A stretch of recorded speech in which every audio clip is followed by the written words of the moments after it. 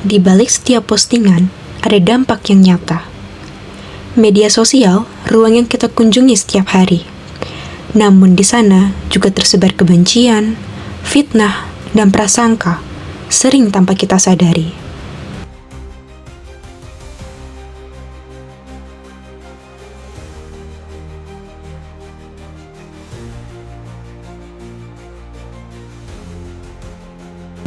Tanpa tabayun, tanpa klarifikasi, jari jemari kita bisa menjadi sumber luka.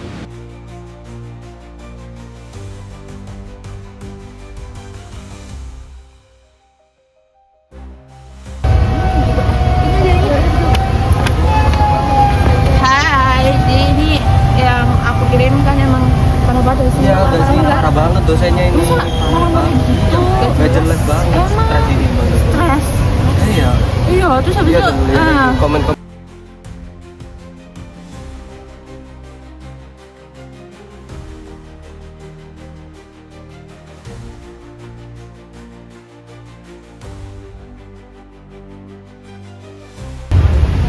oh ini yang tadi kamu maksud.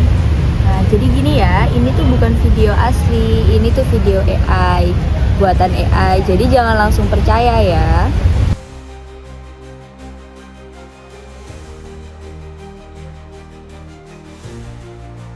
Islam mengajarkan tabayun, yaitu memeriksa kebenaran sebelum menyebarkan berita sebagaimana firman Allah dalam Quran Surat Al-Hujurat ayat 6.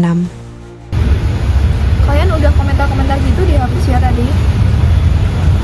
Daripada menyebarkan kebencian, sebarkan rahmat. Islam melarang gibah dan fitnah sebagaimana dalam Quran Surat Al-Hujurat ayat 12. Kami telah menyebarkan kuesioner kepada 56 mahasiswa FIPA UB.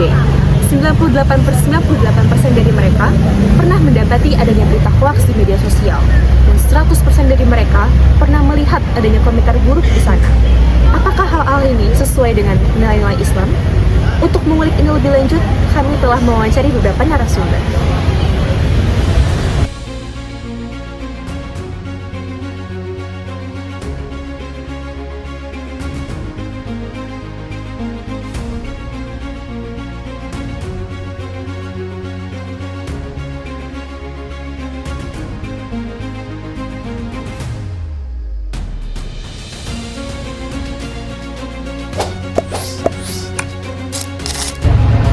Aku merasa aku sudah menerapkan nilai-nilai etika dalam bermedia sosial. Contohnya yaitu aku sopan dalam berkata-kata, kemudian aku memfilter postingan-postingan ataupun komentar yang aku beri di dalam ranah media sosial. Sudah. Contohnya tuh kalau misalnya menurut saya kalau kita ada satu berita atau suatu informasi itu nggak langsung disebarluaskan, kita cari tahu dulu kebenaran dari informasi tersebut. Karena tanggapanku mungkin karena mereka kurang berpendidikan, jadi kurang beretika. Pernah, karena salah satu teman saya pernah melakukan hal tersebut. Menurut saya, pandangan saya itu nggak benar ya, karena nanti tuh takutnya bikin jadi kayak rantai gitu, jadi berulang terus. Jadi sikap yang saya ambil itu adalah menegur teman saya. Sangat penting karena terkait privasi dan terkait pelanggaran hak cipta. Menurut saya sangat penting karena hati setiap orang tuh beda. Ada yang bisa menerima dengan bercandaan, ada yang enggak. Dan menurut saya ya karena hal itu kita harus menjaga si ucapan kita di media sosial itu. Yang membuat aku tetap menerapkan etika karena terdapat konsekuensi yang berat kalau melanggar etika. Kalau menurut saya, karena saya nggak mau dilakuin gitu sama orang lain, maka saya melakukan hal baik agar ya itu biar tidak terjadi karma gitu ke saya gitu. Memilah konten dan kata-kata. Ketika ada orang yang bikin kita emosi, misalnya mulai perdebatan atau apa, tapi itu udah mulai bawa fisik. Nah itu yang bikin saya kurang bisa menjaga ya etika dalam bermedia sosial itu. Mengikuti seminar ataupun melihat dari contoh-contoh yang sudah berpendidikan. Meningkatkan kesadaran diri sih, karena udah jadi mahasiswa seharusnya pola pikirnya itu berubah, jadi pasti berubah dari dirinya sendiri.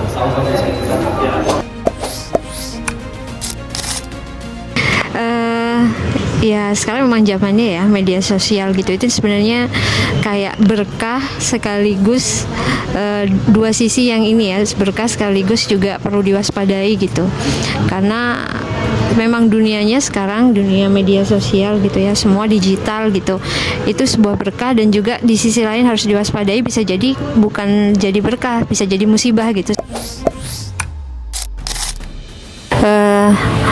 Jadi konten media sosial pun itu sebenarnya cerminan ya dari pribadi seseorang gitu. Contoh ya sama dengan aktivitas di dunia nyata. Jadi postingan apa yang buruk atau postingan apa yang baik ya tercermin dari akhlaknya dia. Fondasi agama. Kemudian mungkin komunitas juga gitu. Tantangan edik ya, kalau biasanya udah pegang medsos itu kan kita seringnya edik ya, apa kecanduan gitu. Terus yang kedua mungkin istilahnya FOMO ya kalau anak sekarang ngomongnya ya, pengen terlihat sempurna. Yang pertama, merasakan bahwa kita selalu berada dalam pengawasan Allah. Yang kedua adalah kesadaran bahwa ini hal yang akan menjadi jejak digital kita, yang gak akan terhapus, yang mudah orang untuk menelusuri, dan itu berdampak pada masa depan kita. Media sosial adalah cerminan diri kita. Oleh karena itu, sebelum membagikan apapun, kita perlu tabayun dan memeriksa kebenarannya. Di tengah banyaknya hoaks dan komentar negatif, prinsip saring sebelum sharing dapat menjaga akhlak kita di dunia digital, serta dapat membantu kita dalam menjaga tanggung jawab moral sebagai pengguna media sosial.